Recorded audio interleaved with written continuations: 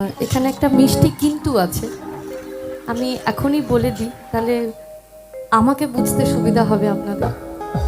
এত সুন্দর সম্বর্ধনা, এত সুন্দর মিষ্টির প্যাকেটের পর আমাকে যদি কেউ বলতে বলেন যে এবার তুমি কিছু বলো পৌঁছালে মাইক নিয়ে, সর্বনাশ হয়ে যাবে।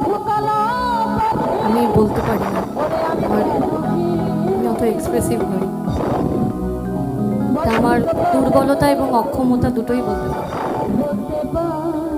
কিন্তু এত সুন্দর ফুলের বুকে এবং মিষ্টির পর আমার একটা কথাই মাথায় আসছে যে আমাদের জীবন একটা শব্দ এবং তার বৈপরীত্য শব্দ দিয়েই তৈরি, ওখানেই শুরু ওখানেই শেষ।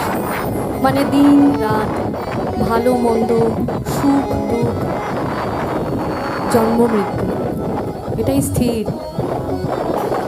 একটা শব্দ